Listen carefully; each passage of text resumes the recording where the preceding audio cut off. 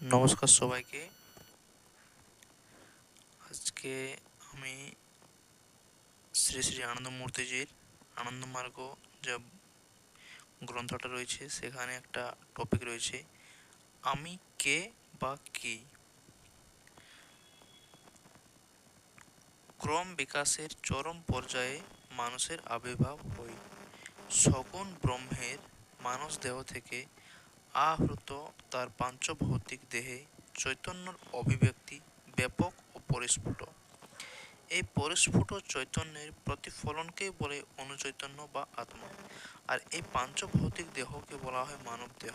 অর্থাৎ মানুষের অনুচৈতন্য তথা দেহ দুই আছে। এখন দুইয়েরই বিষয় বলে সে নিজে এ দুইয়ের কোনোটিই নয়। কেননা যদি সে আত্মা হতো তাহলে আমার আত্মা বলতে পারত না। আবার যদি সে নিজে দেহ হতো তাহলে আমার দেহ একথাও বলতে পারত না। অতএব সে আত্মা ও দেহ এই দুয়ের অতিরিক্ত এক সামিত্য জ্ঞাপক সত্তা। এখন এই অতিরিক্ত সত্তাটি কি তা দেখা দরকার। সূক্ষ্ম আমিত্ববোধ এক ভাবময়ী সত্তা। একটু গভীরভাবে দেখলেই বোঝা যায় যে অভিভাবন ক্রিয়াতেই এই ভাবময় আমি বোধের উৎপত্তি হয়। কর্মের ভাবনা বা কর্মের নিষ্পত্তি চৈতন্য সাপেক্ষ, আর তাই এই আমি বোধেও চৈতন্যশ্রিত। অর্থাৎ আমি বোধ চৈতন্যরই এক মানস অভিব্যক্তি।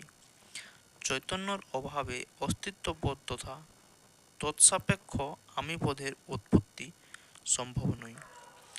আত্মা যাকে অনুচৈতন্য বা অনুপুরুষও বলা হয় তা সগুণ ব্রহ্মের অন্তর্ভুক্ত হওয়ায় সগুণ পুরুষের ন্যায় ইনিও প্রাকৃত গুণাধীন।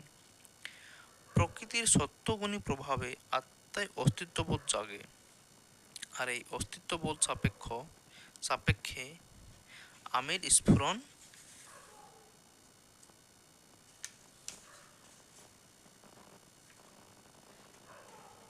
হয়। তাই বৈষ্টিক আমি হল ভাবনাত্মক, যার বিকাশ অনুচৈতন্যর উপর প্রকৃতির সত্যগুণী প্রভাব সাপেক্ষ। কাজেই মানুষের সত্তাগত বা তার আমি বোধ আর আত্মা বা অনুচৈতন্য এক জিনিস নয়। এক টুকরো কাঠ যেমন নিজে একটা বৃক্ষ নয়, কিন্তু বৃক্ষ সাপেক্ষ, ঠিক তেমনি প্রকৃতির সত্যগুণী প্রভাব সংজাত এই আমি বোধও নিজে আত্মা নয়, কিন্তু তার অস্তিত্ব অবশ্যই আত্মা সাপেক্ষ। পূর্বেই প্রতিপাদিত হয়েছে যে অনুচৈতন্যর উপর প্রকৃতির সত্যগুণী বন্ধনের ফলে বুদ্ধিমত্তের বিকাশ হয়।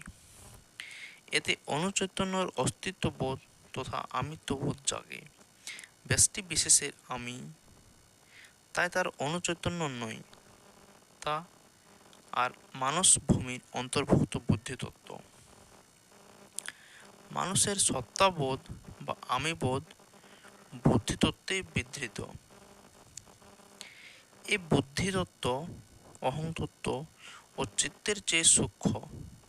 প্রথম অধ্যায়ে বলা হয়েছে যে বুদ্ধিতত্ত্বের উপর প্রকৃতির রজগুণী বন্ধনে অহংতত্ত্ব ও অহংতত্ত্বের উপর তমগুণী বন্ধনে চিত্তের উদ্ভব হয়। অর্থাৎ বুদ্ধিতত্ত্বই প্রকৃতির রজগুণী তথা তমগুণী বন্ধনে অহংতত্ত্ব তথা চিত্তে পর্যবসিত হয়। বোমা মানুষ থেকে আহিত পাঞ্চভৌতিক দেহেই আত্মার বা অনুচৈতন্যের প্রতিফলন হয়ে থাকে। অনুচৈতন্যের উপর প্রকৃতির সত্যগুণী প্রভাবে বুদ্ধিতত্ত্বের বিকাশ হয়। তাই বুদ্ধিতত্ত্ব বা আমিত্ববোধ হল স্থূল দেহ সাপেক্ষ।